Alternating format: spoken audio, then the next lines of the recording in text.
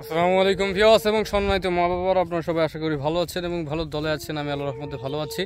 নতুন একটি ভিডিওতে আপনাদের সবাইকে স্বাগতম। আমি আছি শাকপালার গ্রাম, সেখানে আছি। এখানে যে দেখতে পাচ্ছেন যে আমার ব্যাকগ্রাউন্ডে এখানে কিছুদিন পরে যে বিভিন্ন জায়গায় এখন বর্ষা মৌসুম মোটামুটি আছে, পানি চলেও যাচ্ছে।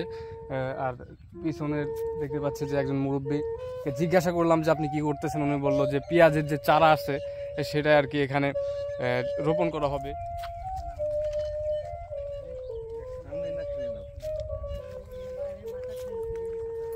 তো এখানে একজন মুরব্বী আছে, আমি তার সাথে জিজ্ঞাসা করি। নরমালি কৃষক। আসসালামু আলাইকুম। ওয়ালাইকুম আসসালাম। কেমন আছেন? আলহামদুলিল্লাহ।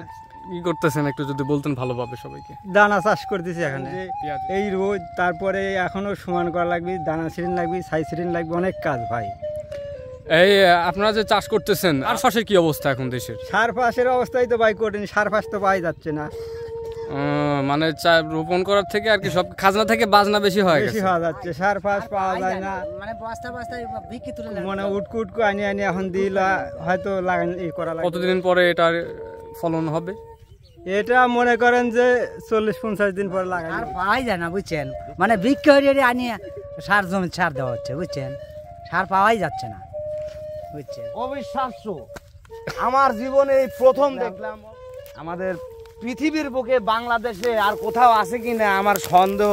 আমাদের এলাকার কৃষকরা অত্যাধুনিক এই পিজের আবাদের জন্য আছে। দেখেন কত সুন্দর মাঠকে মাঠ। কোথা থেকে এটা কিসের ছালি? এটা হলো ধানের কুড়া। এটা তো এখন জৈব সারে পরিণত হয়েছে। ভালোই লাগলো। কৃষকের মাথায় এত বুদ্ধি। আগে হাল বায়া ইটা মুগুর দিয়ে বাইরে কত শ্রম দিয়ে কাদের থেকে পানি নিয়ে এসে তারা রোপণ করে হাজারো শ্রমের মধ্যে পেজ হয়েছে। আর এখন কাদা মাটি সুন্দর করে দেখেন কি সুন্দর করে। তাই এই ভিডিওটা সবাই শেয়ার করে দিন।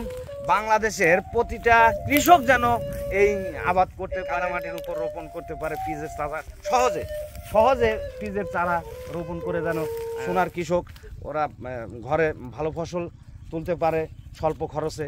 তাই আমাদের এই এলাকার ফরিদপুর থানার এই এলাকার সাতিয়া থানা, ফরিদপুর থানা এই এলাকা এটুক সাতিয়া থানা।